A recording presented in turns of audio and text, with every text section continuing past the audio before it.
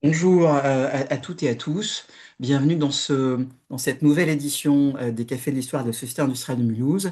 Et nous avons la joie et l'honneur de recevoir aujourd'hui Sophie Chapdelaine de Montvalon. Sophie Chapdelaine de Montvalon a publié en 2009 un ouvrage intitulé Le beau pour tous, Maïné Arnaudin et Denise Fayol, les aventures de deux femmes de style.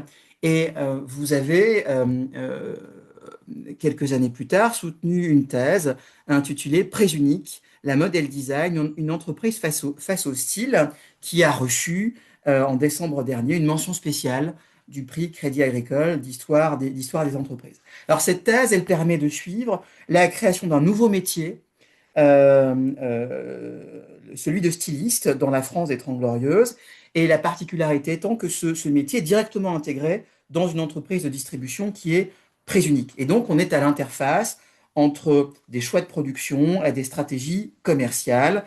Il s'agit de promouvoir, comme vous le dites, le beau pas cher. Alors quel est le rapport avec Mulhouse? Bien, le rapport avec Mulhouse, c'est que vous avez travaillé dans les archives du musée d'impression sur étoffe, dans les fonds Valac.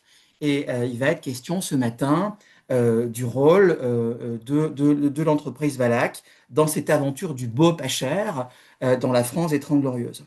Avant de vous céder la parole, je rappellerai juste pour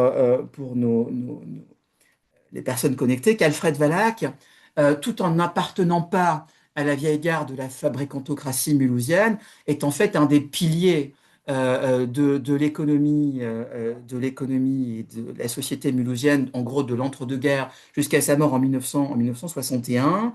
Et l'entreprise Valac était une des plus grosses affaires de négoce de tissu de la place, hein, comme le notent les rapports de la Banque de France. Et on a affaire à un fabricant transformateur qui emploie 750 ouvriers dans 8 usines au milieu des années 50. Et on a affaire à quelqu'un qui constamment modernise par autofinancement son outil de production, tout en étant attentif, vous allez nous le montrer, à l'évolution de la mode, de la consommation dans cette France des Trente Glorieuses. Merci beaucoup d'être avec nous ce matin et je vous cède évidemment la parole. Je la reprendrai pour vous poser les questions d'ici une vingtaine de minutes. Merci Sophie. Merci Régis et merci à la Société industrielle de Mulhouse de m'inviter pour ce webinaire ce matin. Je suis très heureuse de partager mes recherches qui portent non pas sur Valac, mais aujourd'hui sur Valac. Mes recherches, en fait, ont, comme vous le disiez, mis en évidence l'évolution, la construction du prêt-à-porter dans les années 60 en France. C'est très tard par rapport à d'autres pays européens. Et je prends la perspective tout à fait particulière du style créé par une entreprise, une chaîne de magasins très unique. Et j'ai mis en valeur et en lumière une stratégie originale de création de mode et de design pour montrer qu'en fait, ça s'est accompagné d'une structuration de toutes les pratiques de conception et de la professionnalisation des acteurs. Et c'est l'exploration des pratiques de conception et des pratiques des bureaux de style qui émergent à ce moment-là, qui m'ont permis de mettre en lumière non seulement le caractère collectif des conceptions et non pas simplement les créations de designers avec une personnalisation très importante, mais surtout l'imbrication, comme vous le disiez, Régis, des pratiques avec tous les acteurs au sein du système de la mode. Et ça veut dire quoi? Les interactions en amont et en aval de la conception avec les industriels textiles, avec les acteurs du système de la mode et avec la presse. Et les sources collectées auprès des différents acteurs que j'ai pu interroger m'ont amené à caractériser les relations et les interactions en aval avec les industriels textiles. Valac fait partie de ceci. Vous avez ici une photographie sur laquelle je reviendrai de deux robes Op Art de 1966 en tissu Valac. Deux robes de grande diffusion. C'est la mode qui descend dans la rue, qui est accessible à des prix tout à fait intéressants et qui sont de la mode, et pas une reproduction assez laborieuse de ce que les femmes cherchaient désespérément à faire, la reproduction de la haute couture.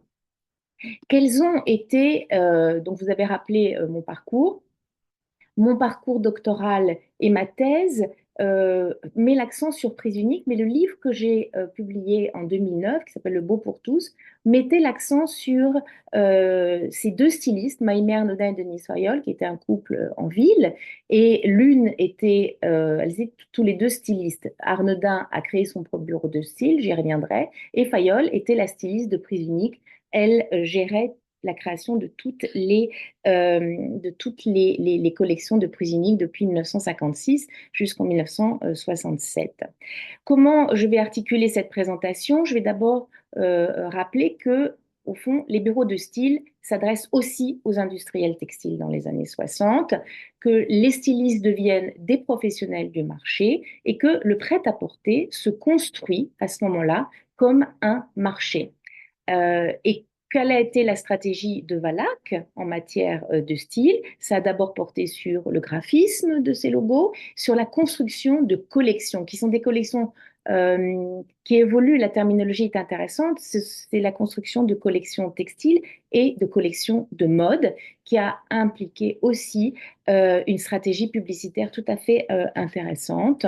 Et cette stratégie a eu des implications organisationnelles, et on verra que l'aspect pionnier de Valac, qui s'est associé à un confectionneur pour créer une marque très pointue de mode, qui s'appelait ID, a buté sur un problème d'organisation. J'y reviendrai. Quelles sont les sources auxquelles j'ai eu accès et que j'ai rassemblées, et j'ai eu beaucoup de plaisir à revenir dans mes archives pour essayer de vous partager avec vous quelles sont les sources auxquelles j'ai eu recours. D'abord, il y a eu des entretiens oraux. J'avais rencontré un ancien de chez Valac qui travaillait sur les collections, Gérard Kaufmann, qui est ici, qui me présente certaines collections des archives qui n'avaient pas été recollées, il n'y avait pas eu de recollement encore, Valac. Il y a aussi Gilbert Rubaud, qui a été le directeur général de Valac, que j'avais interrogé. Jacqueline Jacquet, l'ancienne directrice du MIS, le musée de l'impression sur étoffe de Mulhouse, et Bernard Belletête, qui était un confectionneur et qui a dirigé l'entreprise qui était détenue par Valac. Ça, c'était pour les entretiens oraux. Les archives matérielles. Alors là, c'était l'aspect assez poignant, c'est qu'il ne reste absolument presque rien. Il y a des catalogues, je vais y revenir. Il y a une robe blanche en coton Valac de 1967 qui est omise. Il y a une robe prise unique à Galliera, au musée de la mode de Galliera à Paris. Les conservateurs sont consternés de voir qu'ils ont des kilomètres de portants de smoking qui reflètent au fond la hiérarchie et la valeur apportée à la haute couture, à l'excellence, à l'exceptionnel, et absolument pas aux vêtements quotidiens. Et donc, il y a une robe prise unique en coton Valac de 1967 à Galliera. Elle a été exposée plusieurs fois, et cela, c'est tout à fait intéressant. Il y a aussi un ensemble en tissu Valac en fleurs Liberty, aux mises de la marque Marie Bonheur, et Kaufmann avait gardé certains tissus. C'est dans les archives iconographiques que j'ai pu rassembler et reconstruire l'histoire. D'abord, il y a un reportage tout à fait intéressant du bureau de style euh, euh, dans le bureau de style du Printemps, le grand magasin parisien, où on voit les stylistes qui sont en train de manipuler des tirelles Valac. Il y a surtout les catalogues de la marque de prêt-à-porter ID et les catalogues prise unique qui m'ont permis de reconstruire cette histoire. Pourquoi? Parce que là, d'abord, les catalogues de la marque ID, qui étaient co-détenus par Valac, montrent et signalent que ce sont des tissus de l'industriel mulhousien, et surtout les catalogues prise unique. Et c'est intéressant de voir que j'ai pu avoir accès à ces catalogues en partie en partie au Musée des Arts Décoratifs, dans la section des arts graphiques, et à la Bibliothèque Fornet, mais surtout par les graphistes qui avait conservé, un dans son hangar, l'autre dans un fond de tiroir, des catalogues sur lesquels ils avaient travaillé, c'est-à-dire sur la mise en page, la mise en page, le graphisme qu'ils avaient réalisé. Et donc, cette histoire a été, j'ai constitué un corpus de sources, mais de façon assez détournée, par le côté. Régis, vous vouliez dire quelque chose? Non, ce qui dit, pour que le temps filant, malheureusement, j'allais vous proposer de nous livrer vos Oui, conclusions alors, ça c'était à concernant. partir de ce corpus. Voilà. Donc, qu'est-ce que vous avez évoqué le fait que Alfred Wallack était un- un modernisateur, un industriel tout à fait proche et intéressé à moderniser son outil. En 1961, après sa mort, il y a le recrutement d'un jeune directeur général qui va intégrer une stratégie de promotion en même temps qu'il y a des regroupements industriels. Les marchés coloniaux et les commandes des marchés coloniaux diminuent, il faut trouver des nouveaux marchés et la modernisation, la création de collections qui soient dans la mode est un des moyens d'arriver à construire ce marché du prêt-à-porter. Cela commence par un contrat exclusif avec une conseillère de style, une styliste, Maïmé Arnaudin, que vous voyez sur la photo de droite, qui est une ancienne journaliste de mode, qui a beaucoup travaillé avec les industriels. Et ce qu'elle avait compris, c'est que les industriels avaient un problème avec la couleur. Et elle crée un outil de construction de collections de mode qui s'appelle le cahier de coloris, dont le graphisme est tout à fait singulier, avec une grande clarté dans la communication, des dessins au pochoir de son cahier. Donc, quel est le contrat et qu'est-ce que Valac attend et demande à cette Maïmé Arnaudin et son bureau de style qu'elle a créé en 1961, la construction visuelle d'un logo que vous voyez ici, euh, très graphique, très clair, très net, un conseil de style pour les collections textiles et aussi le lancement, la création d'une marque de prêt-à-porter parce que Valac a acheté avec un confectionneur qui s'appelle Belle Tête un tout petit confectionneur parisien qui s'appelait Isidore Dumail. Et la conseillère de style dit, oui, Isidore Dumail, c'est un petit peu désuet, on va, on va changer le nom en ID, qui est beaucoup plus net, beaucoup plus effectif. Qu'est-ce que c'est que ce cahier de coloris? Vous le voyez, un format carré qui propose chaque semestre une sélection réduite et resserrée de 30 coloris. Et tous les membres de la filière, les filateurs, un an et demi avant la collection, vont choisir et piocher dans ces couleurs, les 30 couleurs, et aussi comment les associer dans les harmonies qui sont proposées dans le cahier, vont piocher dans ce cahier de quoi constituer leur collection. Comment l'effectivité et les faits, les implications sont tout à fait singulières. Dès 1962, Valac, qui a acheté et qui a le conseil d'Arnaudin, crée des collections de tissus que l'on voit apparaître en couverture et dans les éditos de Elle.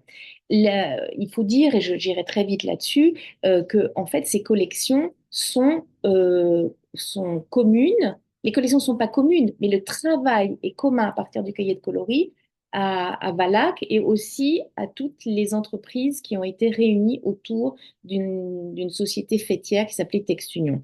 Mais je vais m'appuyer ici plus particulièrement sur la collection de 1966, qui est très intéressante, parce que là, le conseil du cahier de coloris, c'est de sélectionner un certain nombre de couleurs dont on voit ici la déclinaison par Valac dans sa collection été 66, et notamment ce que vous voyez au milieu, le tissu Hop Art, qui est rouge et blanc et qui va être décliné, fabriqué et se retrouver dans des robes que je vous avais présentées en introduction de cette présentation, dans des robes qu'on appelait des robes Hop Art.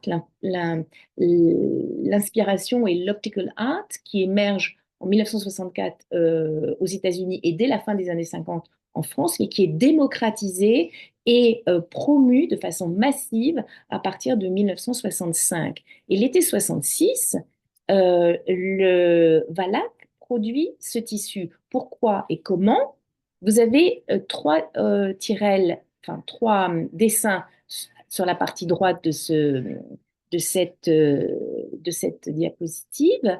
Les deux premières tirelles en haut, les deux premiers échantillons en haut, sont en fait la déclinaison du filateur Schaap, qui était le premier filateur européen à ce moment-là, qui travaille lui aussi avec le cahier de coloris, qui a sélectionné des couleurs et des possibilités de dessin à faire à partir de ces fils et qui sont repris par Valac 6 mois après, qui travaille aussi sur ce dessin optical art, crée ces dessins et ces tissus en optical art qui sont fabriqués sur des robes qui sont très simples. Vous voyez, c'est une robe tubulaire avec de, de cols différents et aussi l'évolution, vous voyez, des pratiques commerciales implique aussi un début de segmentation de clientèle. C'est très intéressant de voir que le tissu est le même, c'est un tissu Valac. Les robes sont à peu près semblables, la différence étant la longueur des manches. Mais ce que l'on voit ici, c'est que la robe prise unique à 40 francs à gauche et la robe idée à 99 francs à droite et l'évidence d'un début de segmentation euh, par le prix de la clientèle. Idée étant, la marque Idée de la robe à droite étant une marque de prêt-à-porter plus pointue et qui est qui va choisir une tarification plus importante. Et c'est pour ça que Kaufmann, que j'avais interrogé, m'a dit il y avait quelque chose d'extrêmement effectif parce que une fois qu'on était dans le circuit, on était sûr que Prise Unique achetant les robes, Belle Tête fabriquant ces robes en grande diffusion, en grande série plutôt, eh bien, on allait être sûr de pouvoir les vendre. Et donc, c'est très intéressant de voir l'articulation et le changement des pratiques commerciales. Qu'est-ce qui change aussi de façon absolument très créative et assez spectaculaire, c'est l'engagement dans la publicité. On ne voit absolument pas Valac dans les publicités dans les années 50, même si les gros annonceurs sont les très très gros fabricants de matières, Roville, Dupont de Nemours, investissent massivement dans une publicité qui va promouvoir une certaine mode. Ici, on voit que Valac, avec son bureau de style, fait des sortes d'arrangements pour expliquer que faire une mutualisation des coûts.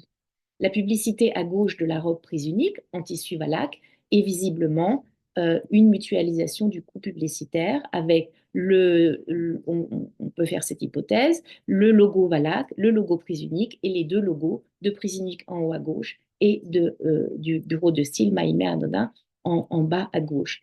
Et aussi la façon dont l'industriel navigue avec la publicité payante que l'on voit au centre d'une robe Emmanuel Kahn pour Idée. Emmanuel Kahn était la grande styliste du jeune prêt-à-porter des années 60. Et à droite, la même robe qui est éditorialisée dans les pages mode et donc gratuite. Donc vous voyez, on a une forme d'arrangement entre publicité gratuite, publicité payante avec des coûts mutualisés. La difficulté, et je vais en terminer ici avec cette expérience tout à fait intéressante de Valac dans la mode, dans le prêt-à-porter, c'est que cette expérience va buter sur le problème industriel de Belle Tête. Belle Tête, un Orléanais, a investi massivement dans une nouvelle mode d'organisation avec une salle euh, très, très impressionnante où on voit l'évolution le suivi de la production des, des robes et des blouses dans cette salle ne peut absolument pas prendre en compte les petites séries de 1500 robes de idées. Et donc, il privilégie en janvier la fabrication de ces robes, de ces blouses. En février, la livraison de ces mêmes robes. Et au fond, quand en avril, il commence la production des robes de idées avec les tissus Valac, eh bien, ça arrive trop tard en magasin. C'est un échec. Les collections qui avaient été de cette marque tout à fait pointue, qui avait promu une vision, disons, d'une marque jeune, avec une tarification qui était accessible par rapport à ce que proposait bien sûr la haute couture, mais même les confectionneurs, se termine par un échec et la société idée est vendue en 1966 à une entreprise, croyez-le ou non, qui s'appelle Zizi de Paris. Voilà. Donc c'était une expérience, et je voulais finir là-dessus, d'une, qui m'a amené à montrer que l'émergence du prêt-à-porter est au fond la mise en exergue de relations qui sont chaînées entre les différents acteurs. Et le focus sur Valac est tout à fait passionnant. J'espère pouvoir avancer davantage dans les archives que j'ai encore. Voilà, merci beaucoup, Régis. Je serais très heureuse de répondre aux questions qui ont pu émerger.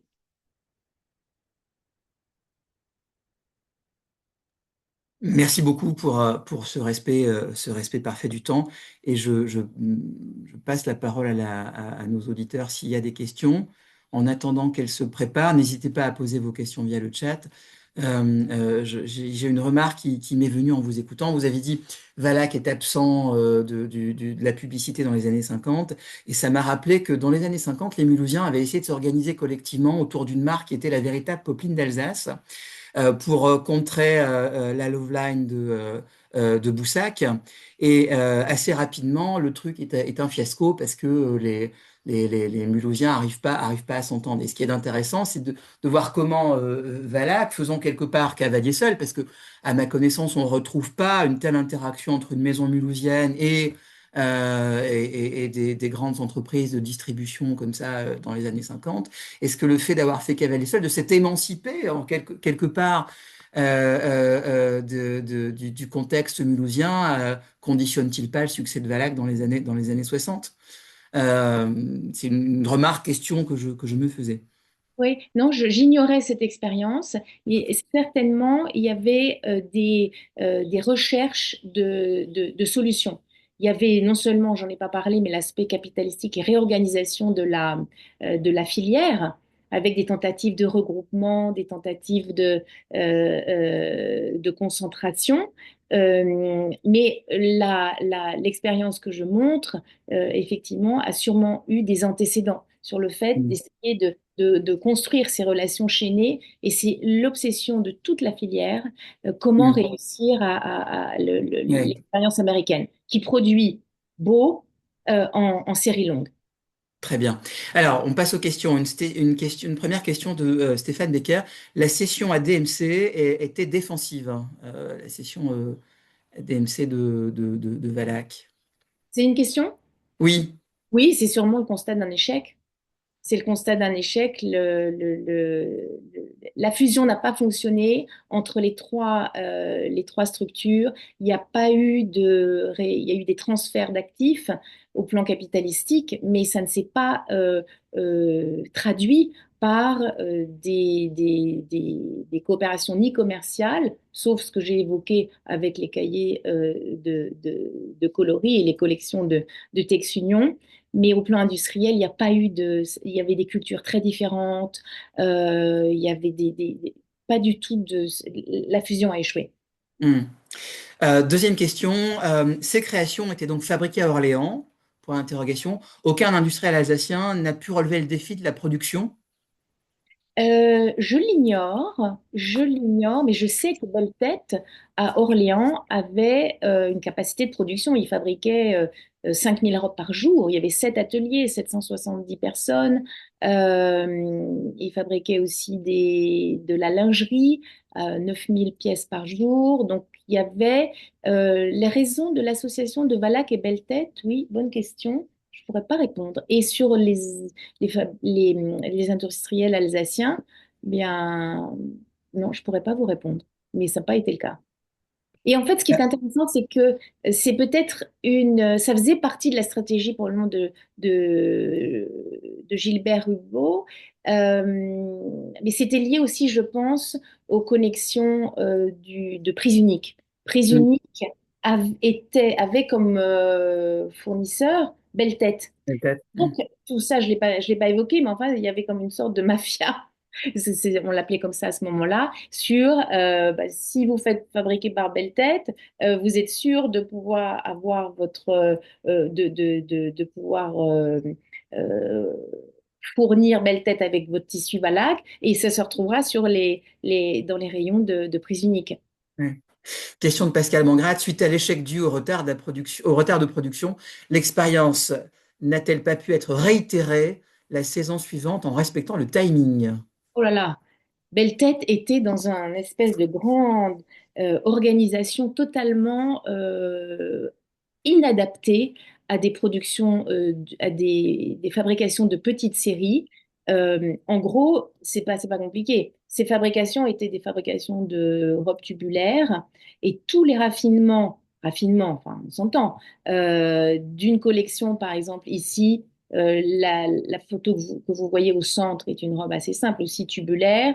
Le, les, la construction des cols, les attachements des cols et surtout des vêtements d'hiver étaient trop complexes parce qu'il avait un système de chronométrage de fabrication des ouvrières et c'était absolument pas adapté. Toute le modèle de flexibilité de production de la mode est basé sur la sous-traitance. Là, on était dans un modèle qui ne pouvait pas associer flexibilité et standardisation. Ouais. Je me permets une remarque qui me vient en regardant à nouveau la slide qu'on voit à l'écran. 61, donc date de l'association entre Beltet et Valac, c'est aussi la date du décès Oui, d'Alfred Valac. oui, Et j'imagine que après le décès de Valac, il y a des changements organisationnels et de stratégie de l'entreprise qui amènent hein, à faire ces choix d'association et de se lancer un peu dans la modernité de la oui, modernité de l'époque. Hein, que Valaque vieillissant, bien qu'il fût un très très grand patron et un des leaders du patronat mulhousien, en gros de l'entre-deux-guerres, jusqu'à sa mort, n'était sans doute plus, ne faisait sans doute plus. On revient aux questions. Jean-Luc Gendère, est-il possible aujourd'hui à Mulhouse de lancer une marque de vêtements avec des fournisseurs de proximité? ah, c'est tout Ah, l'enjeu ah. d'une mode euh, qui soit vertueuse. C'est le point diabolique de la construction de la mode et du prix. On voit bien les, la question bute systématiquement sur le prix. Une fabrication accessible doit reposer sur de la grande série. Et donc, il y a, je pense que ça existe dans le sport, de, la fabrication de textiles de vêtements pour Hmm. le sport. Là, il y a disons, une sorte de valeur ajoutée qui Oui, parce devrait il y a une part de reluire. l'innovation qui est très très importante hein, dans les vêtements sportifs, qui est un créneau que je connais un petit peu puisque je travaille sur les vêtements de sport d'hiver. Mais et puis il y a aussi le fait que ça soit identifié, associé aux Alpes françaises, qui reste un vecteur de communication assez formidable. Et les pistes des stations françaises sont le lieu où s'élabore encore une partie du style, de la mode, etc. Mais rien de possible, à mon avis, en ce sens avec Mulhouse. Une nouvelle question de Stéphane Becker. Alors, je pense vous parlez, Stéphane, de la société Valac. La société était-elle en difficulté financière? J'ignore, j'ai pas eu accès il y a aucune archive, c'est ça le drame, hein. Vous voyez, comme j'ai pu reconstituer partie de l'histoire de Balak à partir principalement des graphistes, je n'ai absolument pas eu accès au compte. Et c'est Mm. perdu à tout jamais.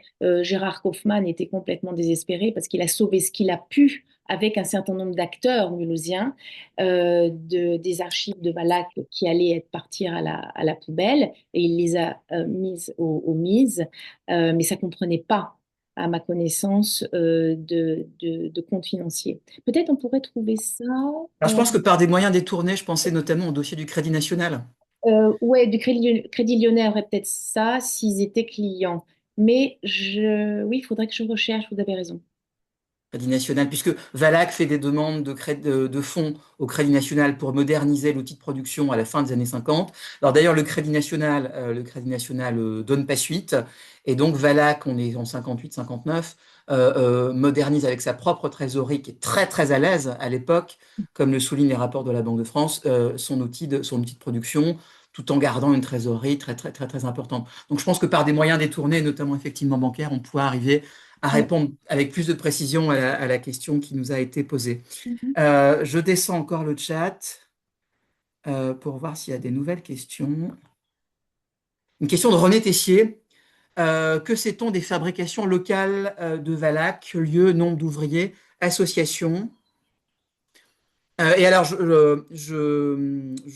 pose une deuxième de Bernard Renaud, puisque le temps passe et on va bientôt devoir se quitter. Peut-on dire que Valac a été un des inventeurs, un précurseur oublié de la fast fashion? Oh non.